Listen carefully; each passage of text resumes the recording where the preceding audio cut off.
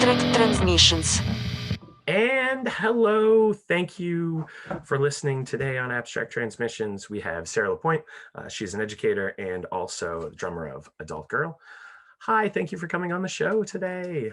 I'm really excited to talk education and the lack thereof in this country and the fun stuff, and maybe some aliens. Who knows? Yeah, seriously.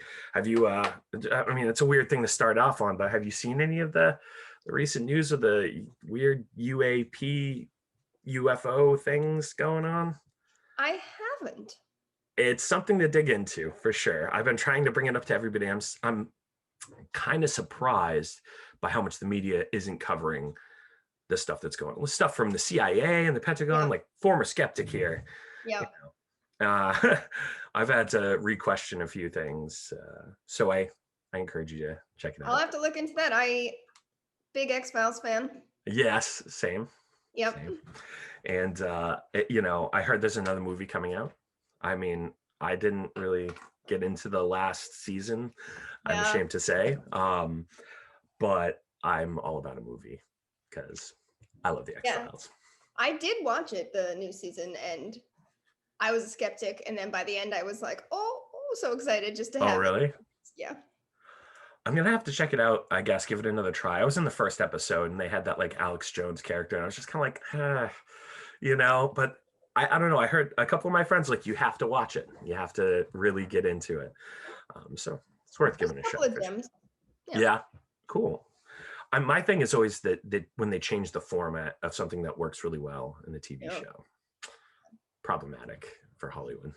I read a thing once that said that gendered and unnecessary, but it said that men tend to enjoy the like storyline that involves, the deep dig into like what happened to Mulder's sister, and women are more likely to like the Monster of the Week episodes.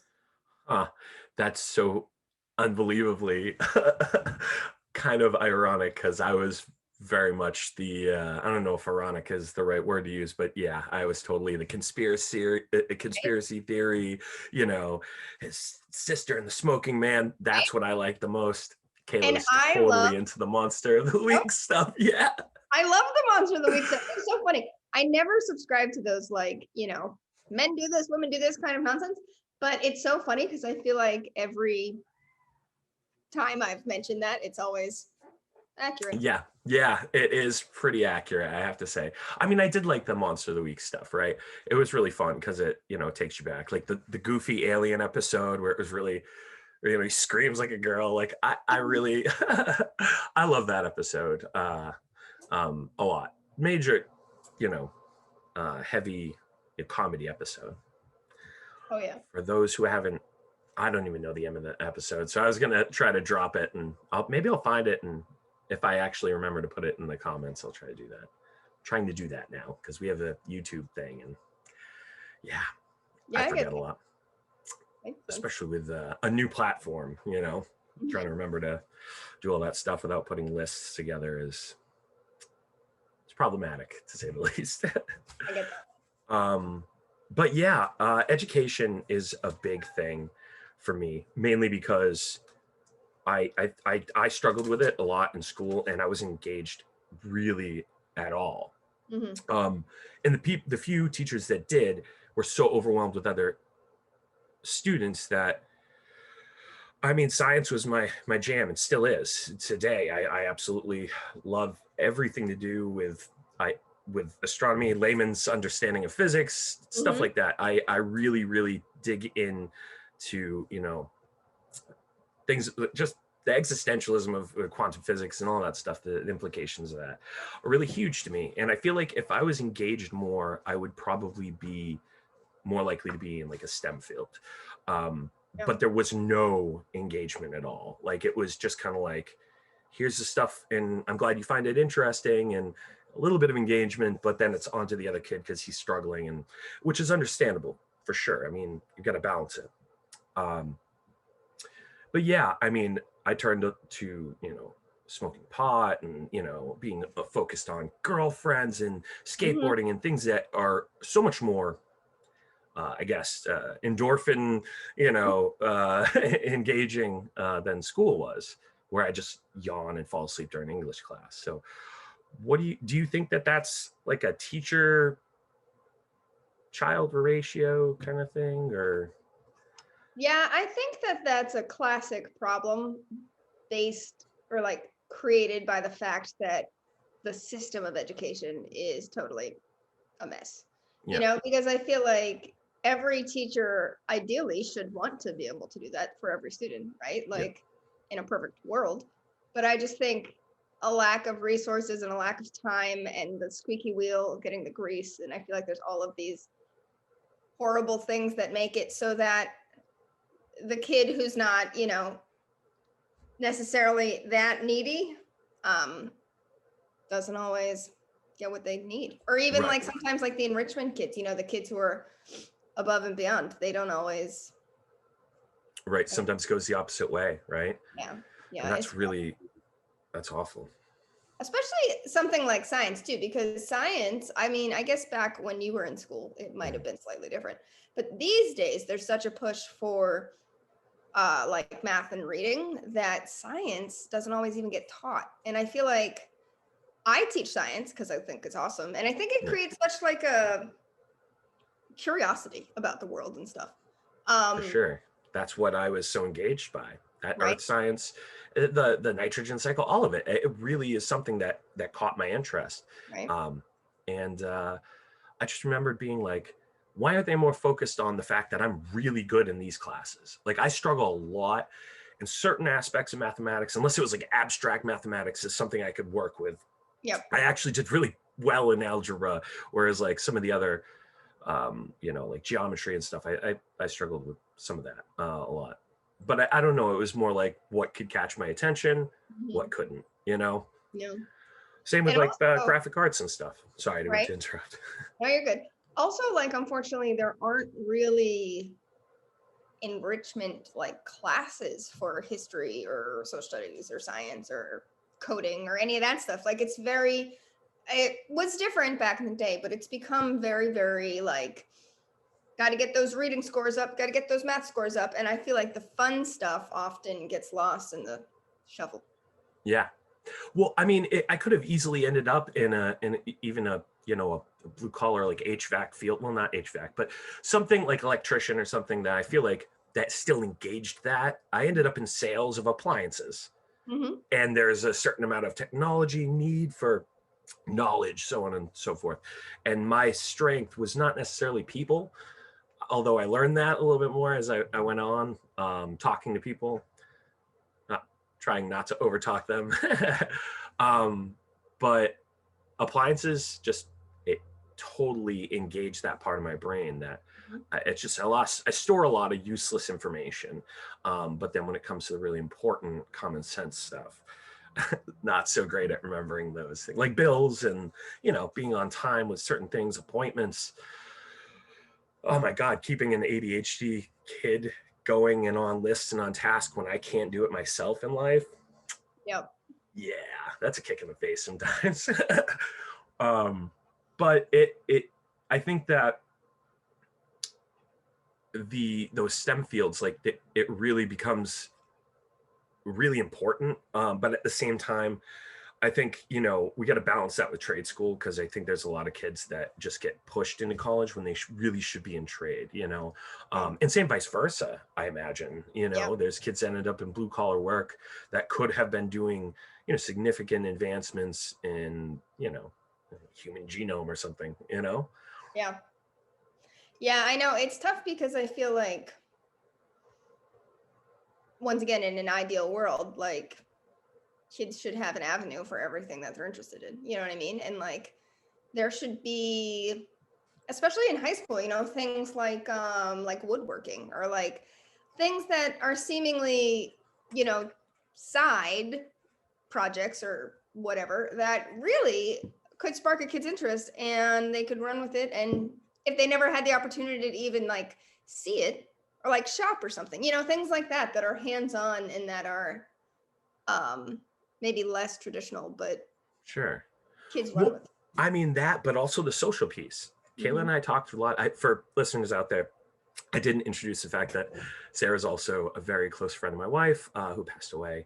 Um, and we talked a lot about how crappy her high school was, your high school was for them, I went to that and high how school. much it Yeah. just destroyed so much of the. You're not there to make friends, you're there to engage in learning.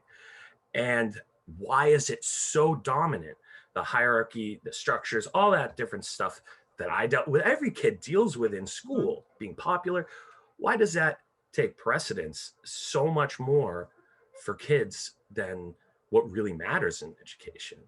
Yeah. It's there's got to be some way. I mean, I'm sure mental health is a part of that for sure, but like how do we work around that, especially with the internet? I can't even imagine what high school is like now Right. with everybody's pictures and I didn't have that wasn't part of my high school. We didn't have mobile phones when I was in high school, and if they were Nokias. And yeah, I just Yeah, it's tough. And I think one of the most upsetting things for me is that oftentimes you can find a high school that, values those things, but it's usually some like private school that you're like average Joe definitely can't afford. I think sometimes with privilege comes better education. And yeah. I think that like our school was just your average Hmm. public school in New Hampshire. You know what I mean? That's Like, right. Like Rochester, Spalding, we talked about this a lot and how paralleled they were.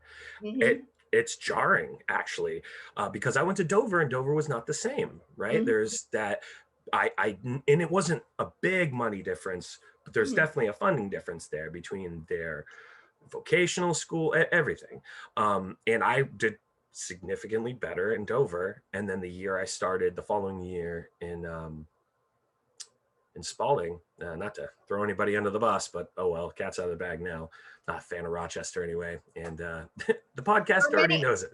I was I gonna say, grew are up many there, people? and yeah, no, I shouldn't trash on it. Not to go on a tangent here, but the surrounding parts of Rochester, New Hampshire, are okay, but the density of it is. I lived on one of the toughest streets in Rochester, and that also impacted how I Mhm. was going to school, getting beat up before school, getting beat up on my way home from school, being a freak with blue hair in a school where they did not accept that.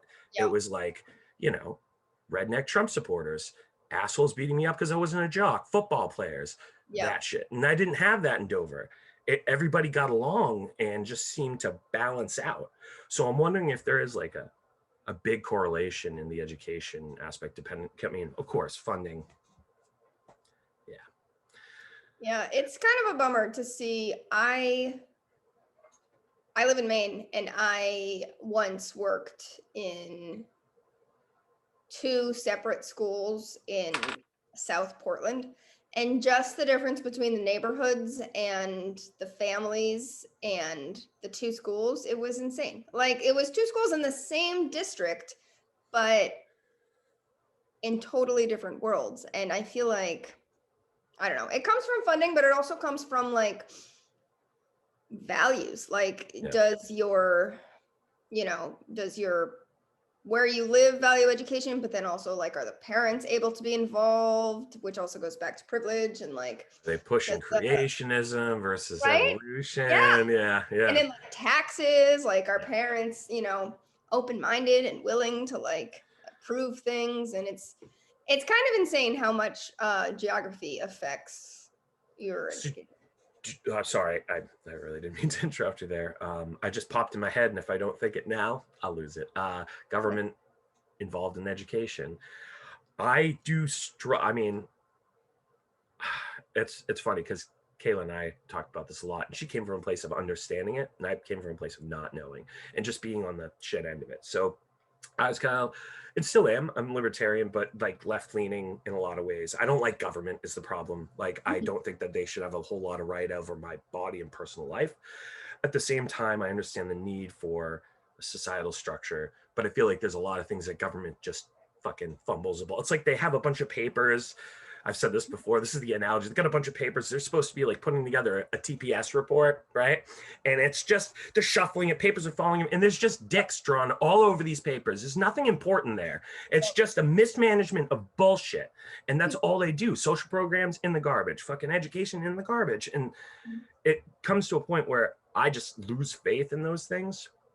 Being on disability, being in the grip of it. Do you think that, I mean, obviously government education is important because it mandated and changed the entire country Yeah. and forced people to, you know, educate their kids. And like, yeah, no, they can't just be on the farm all day. They need to be educated. Right. The future of the continuity of human civilization depends on it, right? Not just our country. Yeah, sorry, I just went on a rant there, but what's your thought on that government? I mean, you see it from being in it. I would love to hear your perspective on that. Yeah, that's a rough one because I feel like you were saying, that when it comes to like early days of education, you know, government intervention, if you will, kind of, I think, was necessary, like, you Yeah. know, to get kids in schools. And I think still there are some small things that like benefit, I guess. But it's just what I see more often than not is small local government running things in a ridiculous, crazy way. For Yeah. example, like the district I work in, for some reason, everybody really is pushing for the school to open 5 days a week. Yeah. And right now we're at like a hybrid model. And it's been this thing where like, it's been voted on, and then like the CDC had to be like, this actually isn't a safe plan, you need to go to hybrid. And then they're still pushing for it, and the mayor like signed a decree or something saying like, we must reopen. And it's just this, it's frustrating because I feel like the people who know are not the ones in charge. And I feel like so many things get decided for like my job. Betsy DeVos. Yeah, exactly. Yeah. Exactly. Things get decided about my job by people who definitely do not know the best way to do it. And I think like teaching is one of those things that doesn't really sound that hard in theory to some people. You know what I mean? Like Yeah. it Unless you have a sounds brain, like, I mean, people need to think around corners here because teaching is incredibly, I can't imagine what your job is like. I mean, it must be great in a lot of ways. I'm a parent. I can definitely see the awesomeness of children. But also incredibly challenging because parents at home, political ideals, they come to school being like, I mean, that's the grade that Gavin's in now. And that was a tough time. This last political season was nuts. It was yeah, and impacts kids. Yeah. And there's like all these logistical things. For example,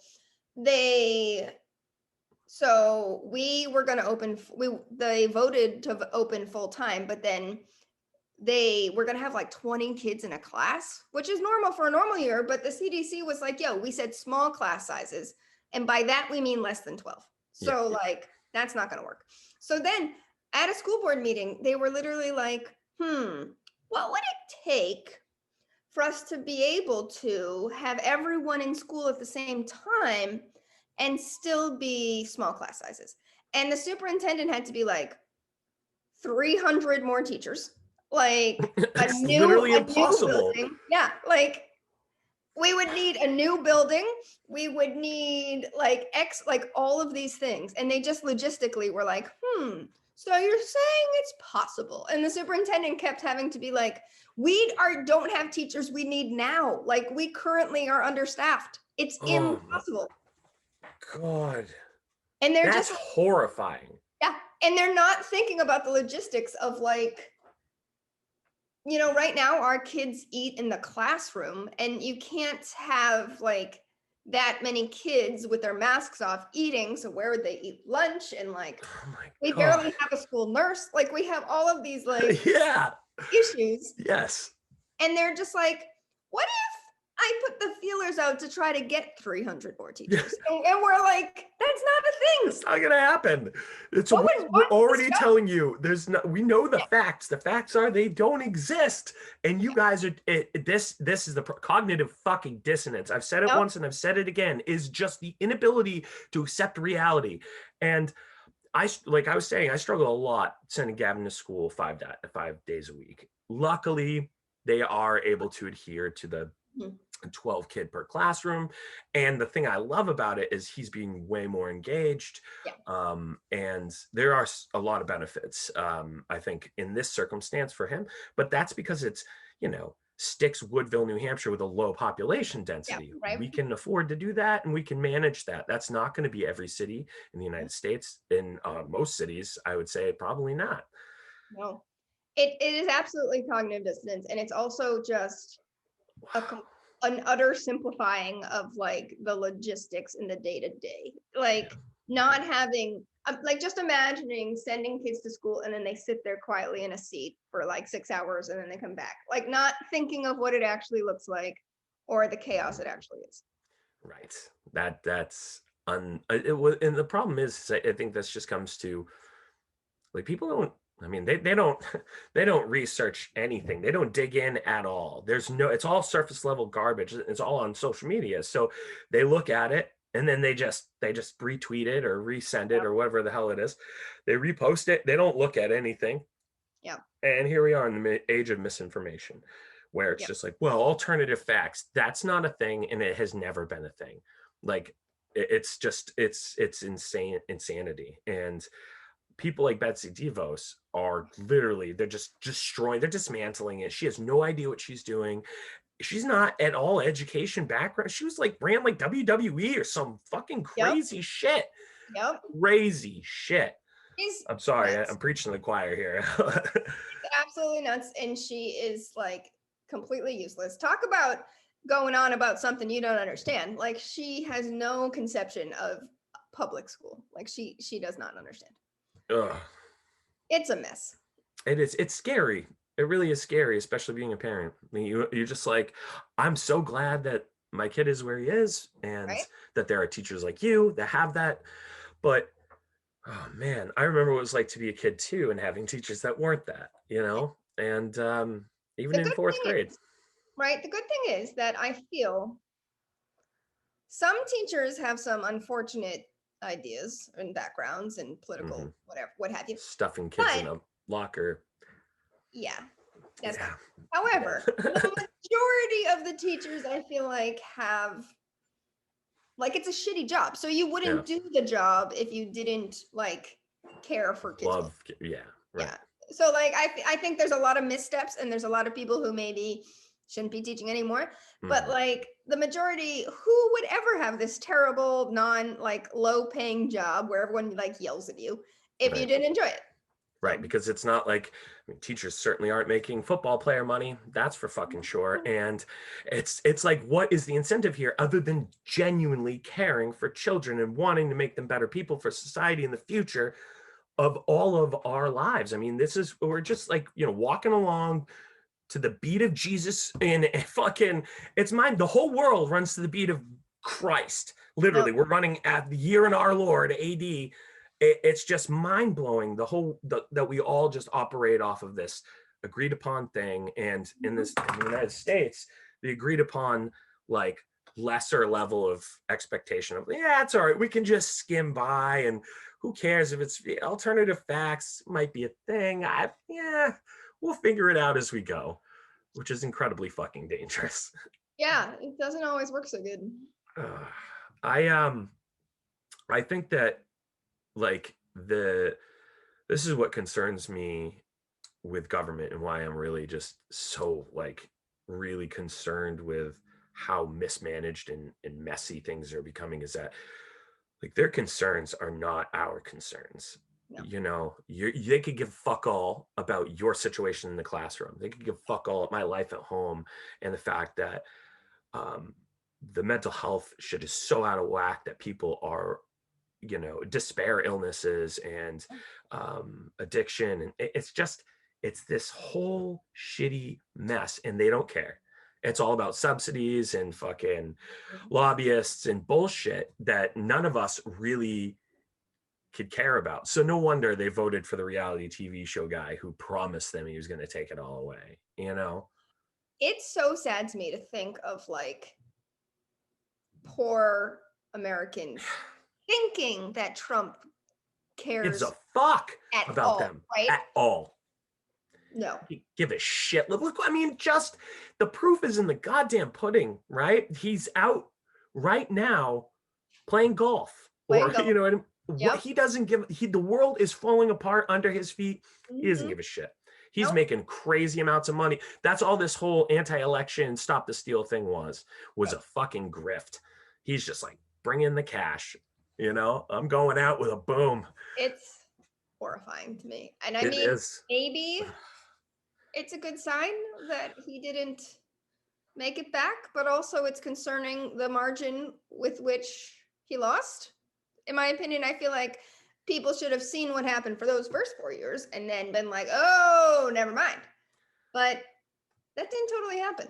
I'm gonna send you a link right now because this is this is it's not related, but um it really underscores some just craziness right now that Mhm. what's concerning is like it is the distraction media attention. The whole UFO thing is like a real thing now that the media is like peddling, and it's like almost a new fear campaign.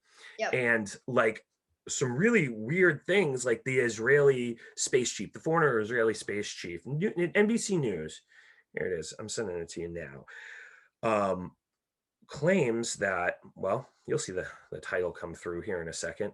Former Israeli space chief says aliens exist and Trump knows about it. Oh, yeah. And so as you go in, though, this guy's somewhat like reliable. Mhm. Um, and then just like 2 days ago, the former CIA chief, John Brennan, I was literally just talking about this, but how much money goes into those defense dark programs, right? We have no idea about, we don't know where the money's being spent, CIA, poisoning people, LSD in the 60s, all that crazy shit. Mhm. But our kids, they, fuck them. Yep. I Literally know. the continuity of civilization, fuck them. That's Fuck the most civilization. frustrating. Yep. That's the most frustrating thing to me is I never used to, like in my school, care about school board meetings or anything because it seems so boring. But now I've really been following the district I work in and watching them. And to hear people bicker and go back and forth over what is like a fraction, what ends up being like $1 more for them to pay in their taxes, and just go back and forth about whether or not it's worth it. And then to think how much money goes into like murdering people in the Middle East and people don't even like blink an eye. Yeah. It's Yeah. so frustrating. I'm reading this book right now called The Men Who Stare at Goats, by John Ronson, and it's all about like weird black ops shit that Yes. like, and all the money going into it, and like They made a movie on they did. Yeah, I've never that. seen it. I didn't actually watch it either, but I am familiar with the book. And a friend of mine was telling me to read it actually. So Mm. I would actually really like to check that out because it's crazy how much weird, crazy shit they tried to figure out. It's bizarre. They're talking about like subliminal messages and like on like detainees in like Iraq and like all of this just kind of Nuts bizarre. shit.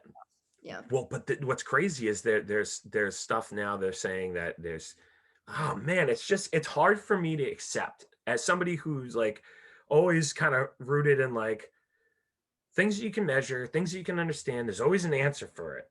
Hmm. Always. There's some sort of, you may not understand that answer and it's not phenomena. You just don't understand it yet, Yeah. you know?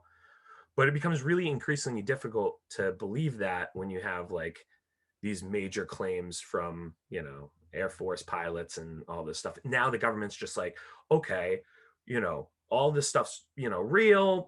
We don't know what it is. It's coming in and it's literally like, okay, what's the angle? Right. Why you're not releasing this information unless there's an angle? I Mhm. literally just talking about this, and but it's so much of, and that's why I think I have a hard time with the tax thing.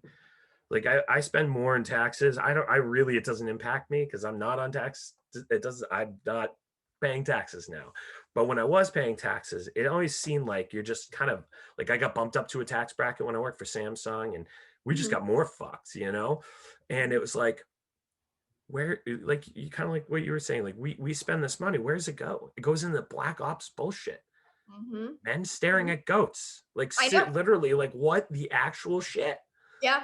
Yeah. Men staring at ghosts to try to stop their hearts. That's Yeah, where money's going, not, buying books for my classroom. Of course yeah, not. no, It because just that's gets so so much more frustrating important.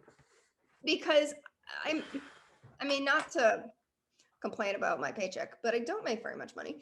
And which is fine because I'm like, I don't have a family. I don't need very much money. But putting money into my own classroom, it's the most frustrating thing because it'll make your job easier. It'll make your kids like happier and better engaged. It's good for all these reasons, but there's this little part of me that's like, why do I have to do this? Why am I spending this fucking money? Why is the government not, if they're going to be generating all this money here, there, and everywhere, why isn't that Hmm. money going into things that matter, like people? Hmm. Yeah, But that's, then without fail, teachers will spend the money because it's like, oh I my have God, no what books. would a thousand Make dollars a month do for your classroom? Well, Like a say that thousand, again. what would $1,000 a month do for your classroom? That would be insane. That'd be It would. amazing. That would be hundreds of books. That would be like pencils. Like it's so Yeah. pathetic. Pencils. And we could do like materials for science. I always have to do like boring stuff with, salt and pepper and balloons because I can't afford cool materials. That would be incredible. So, and this is kind of, I mean, this is more, it wasn't necessarily, funding for education. This is like individual, the, I was supporting this guy in the I election. remember. Yeah. And I was pretty diehard, and I've never been super political. Like I've always kind of straddled the line.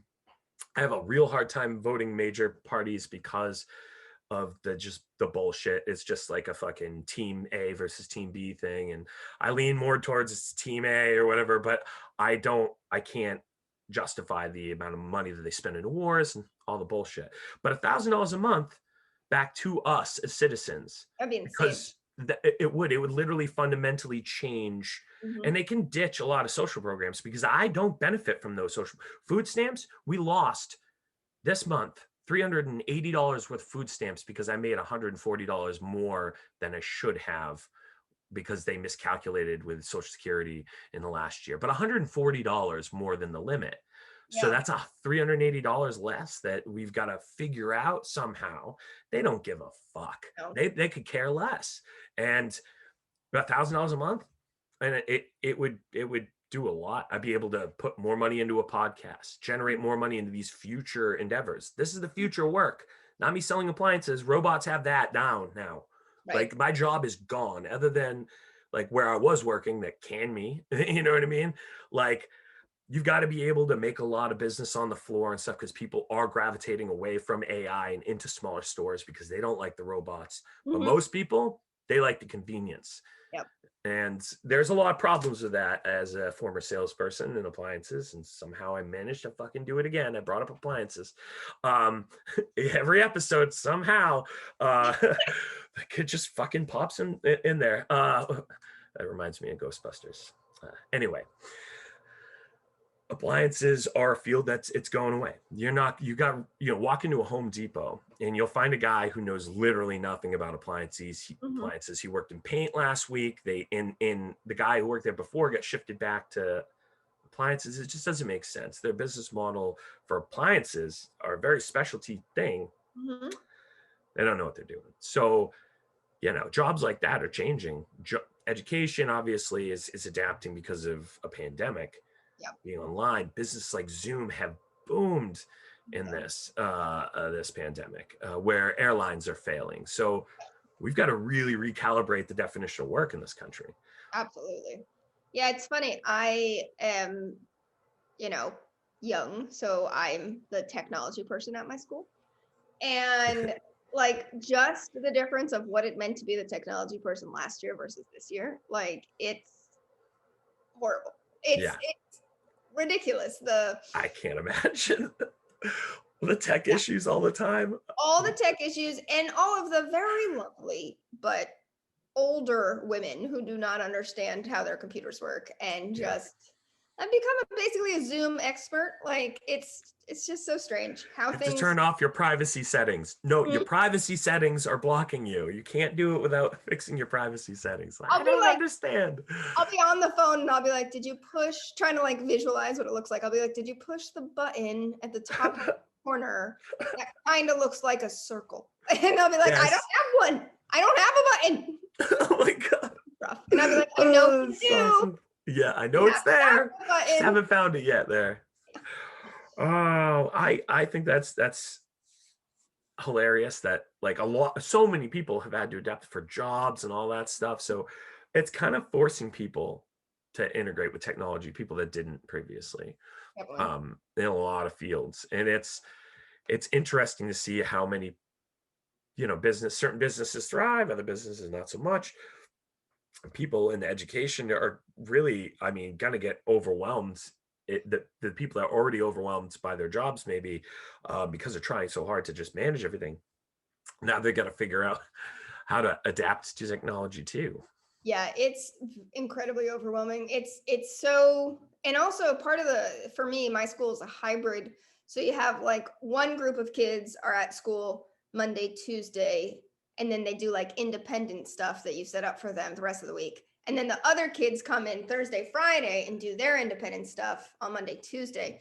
And just like balancing how to schedule that and how to like cram all your lessons into those 2 days, and like how to do like meaningful work on the other days so it's not busy work, and like you have to be available to like problem solve for the kids who are home, and it's crazy. It's been like Yeah, just an entirely new, way less fun experience. that's crazy. I can't imagine like trying to manage that. And then the kids too, like they're trying to get adapt to the Mhm. dysregulation of that, Yeah. you know? I I know Gavin, like he thrives on consistency. Yeah. And I am not good at that. I'm trying really hard to provide that for him. But school obviously provides so much more structure, him going back and forth. And the only reason I even considered sending him was because of the social piece. He Oh really yeah. needs that interaction. But I, man, there's been, yeah, me and him have had to have, because of health issues have been in and out of, things have had to have a bunch of COVID tests, but he's now had two Mm. because he's been in a circumstance where they're, it's not close contact, but, sniffles, and they're going to school together. Stuff's going around no matter what, no matter how No, good the protocols are. I know it's horrible because I would much rather, obviously, if I got what I want, everything would be normal and we wouldn't even have to have this conversation. But Right. like during COVID times, I think my school should be remote because I just feel like they should. Yeah. However, I will say it's pretty impressive to see the level of, at least at my school, to see the level of like compliance, I suppose, with the protocols, and to see like, I don't know, I personally was like, how are kids even going to sit with masks on? Like, that's going to be horrible. But Hmm. it's fairly impressive. I feel like obviously it's still a risk, of course, but I don't know how much, I wonder how much riskier it is than like other activities, you know what I mean? Um, I think like our ability to adapt is really, just as a species in general, when you face adversity, like it's tough because there's certainly a lot of people that are not adapting so well, and it's hard. I have struggled a lot too, but I think that like we can figure it out. We can do it. We can. yeah. I mean, but the problem is like this time of this pandemic, like it's like we didn't even try. It's like Yeah. the government didn't even they didn't do anything. They I know. just like, yeah, at first it's not real, Yeah. and then just this kind of mania, like the toilet paper thing, just this, Mm-hmm. just it's insane. It's absolute insanity. And people are so dependent on these like pillars of reliability, Mm-hmm. consistency, Yep. and when they change, everything gets, Chaos. it is chaos. And I mean, I think that that's part of what's fed into this just breakdown right now. Like we are still hanging on by a thread. but with hopes that can now change. And I'm not, super like pro Biden in any way, and I already know like the Democrats move on this. It's going to be a year or two with him. Kamala Harris is going to finish out the term. Then it's going to be another 8 years of Kamala Harris, which I don't necessarily think is a terrible thing because of all the heavy, crazy bullshit that's happened in just 4 years. I almost think that like the pendulum's got to swing back and forth Yep. regardless. And it's not going to go in the middle anytime soon. We're going to see a third party candidate. I don't think the country's ready for a third party candidate anytime soon, but I could see where it could go that direction down the road, because people are so fed up with this, or Yep. worse, which is terrifying as a parent. But I like to be optimistic and think our ability to adapt, you know, I know. jumps over that, and that we'll just kind of get through it. Um, I mean, we do pretty amazing things as a species when you break it down. And I think maybe that's, oh, it's Kitty. It's my cat. Yeah, I had one digging at the door for the last couple of minutes. He wants to come in. I should probably let him. Try to be nice. Maybe you reminded me about Kitty. Hold on. All right, Kitty, I'm coming. It's been a little bit. And squeakiness, we'll edit that out. So our ability to adapt, I don't know. I think that, it's going to take a little bit of time. Yeah, sure enough. Hi, Kitty. Here, come over here. Don't mind so much. Our ability to adapt is really going to be kind of contingent on our ability to handle the mental strain of this pandemic for as long Absolutely. as it's going to continue. And I don't know. I mean, there's just not the funding there. It took me 6 months to get Gavin into grief counseling. 6 fucking months to get him into any type of counseling. Me too. I struggled with getting back into it because the person I had gone to for 7 years, insurance dropped it, wouldn't cover all that stuff. So just a lot of shitty scenarios. It's Yeah, tough. And how many people are gonna get caught in the grinder because of it? Like I know. how many people are really expendable at Yeah. just the cost of sheer fucking ignorance and cognitive dissonance?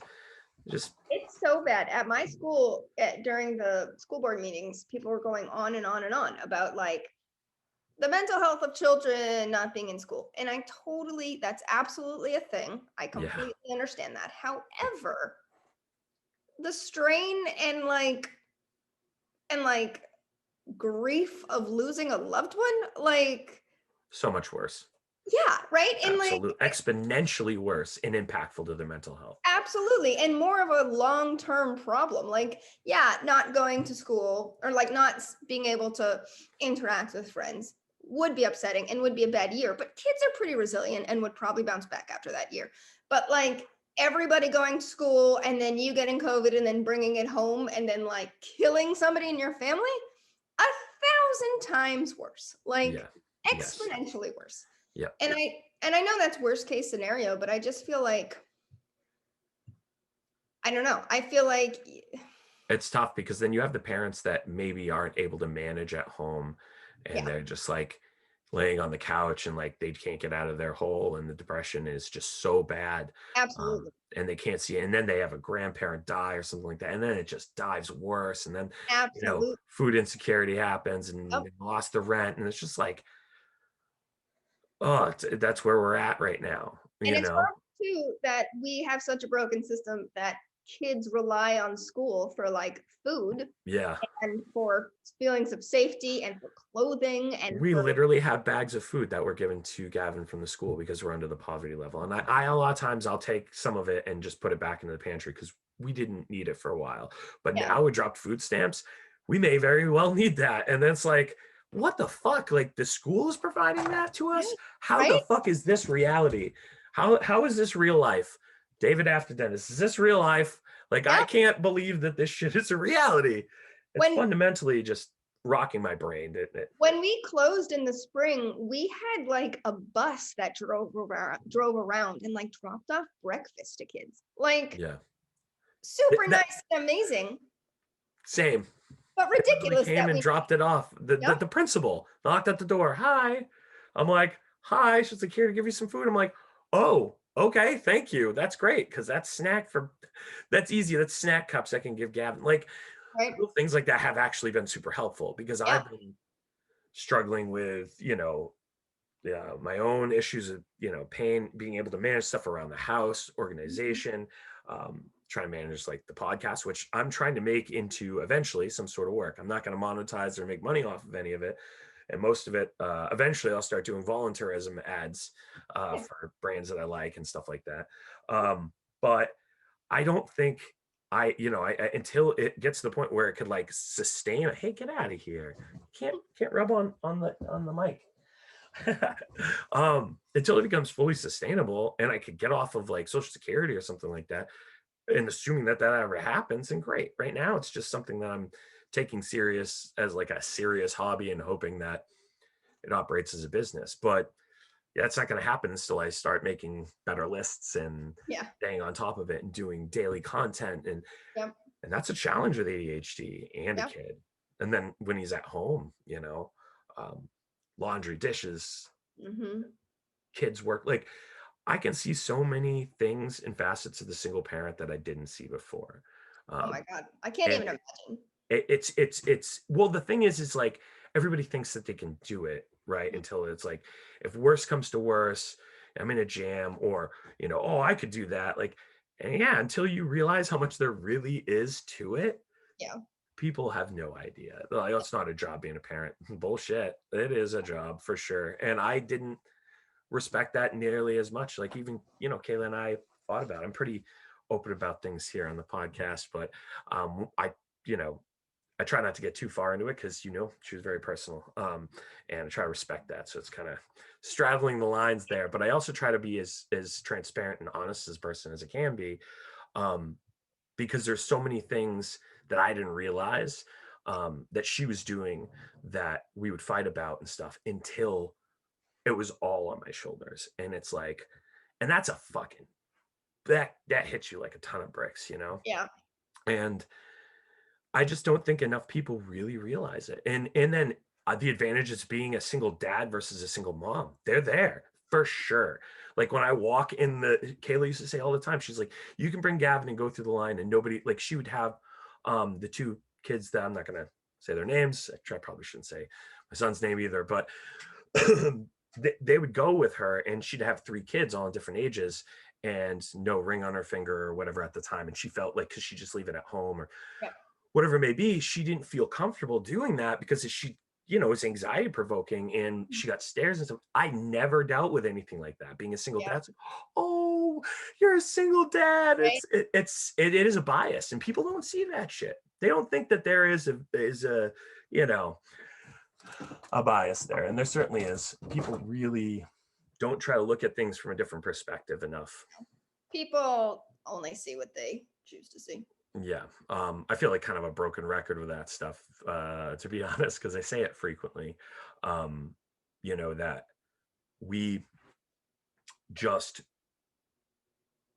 kind of live in our own realities and fuck everybody else, and not really fuck everybody else, even the people who are super generous and care and they think they're making a difference in some way, and they may be, but then you really have the elite people that they're like, oh, I donated this so I'm an awesome person, and they just have no idea. The Mhm. Congress people with the garbs kneeling in Congress, we don't want that shit. We want you to make real fucking change. Yeah. People are dying.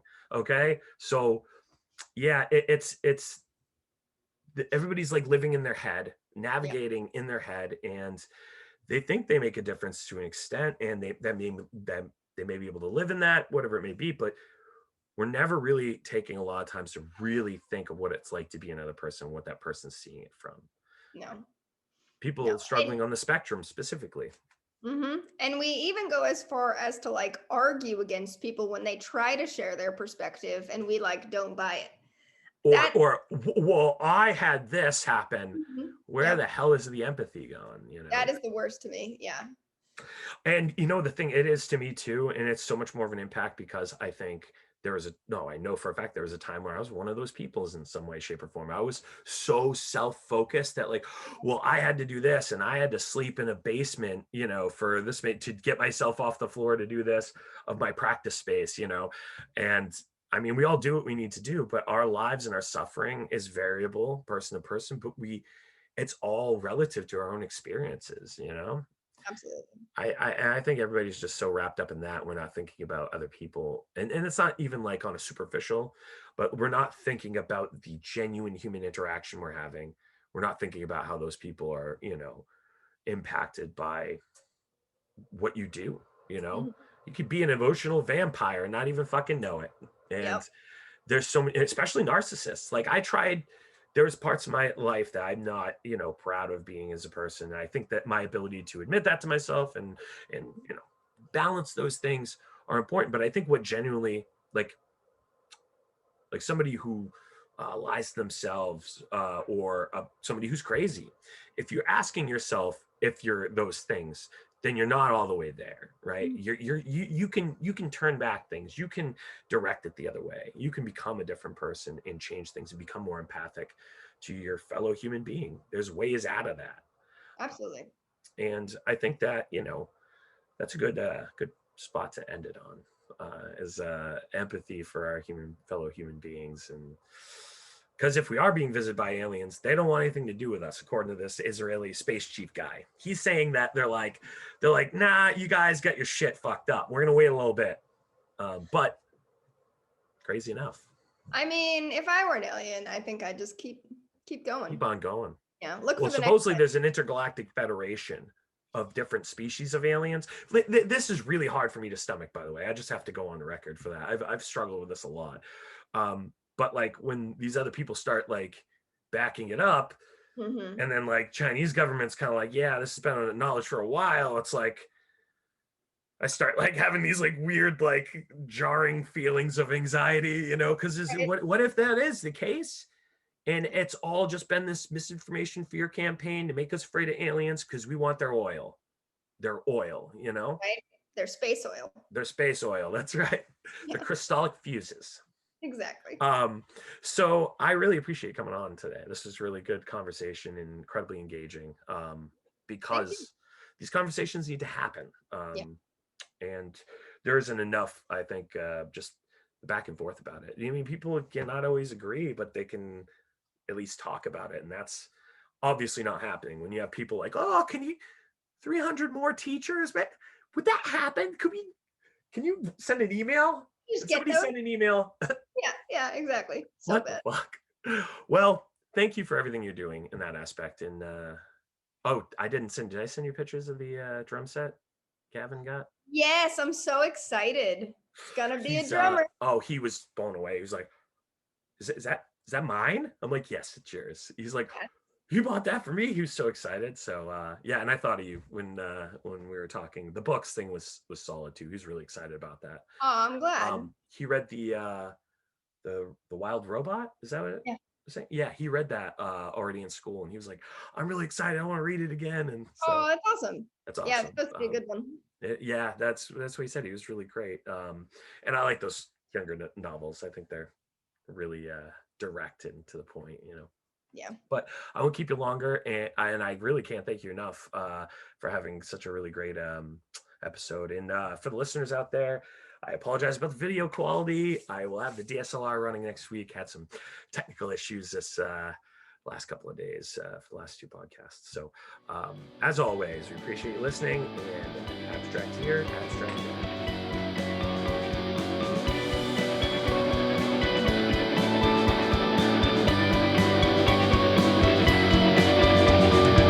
Abstract Transmissions.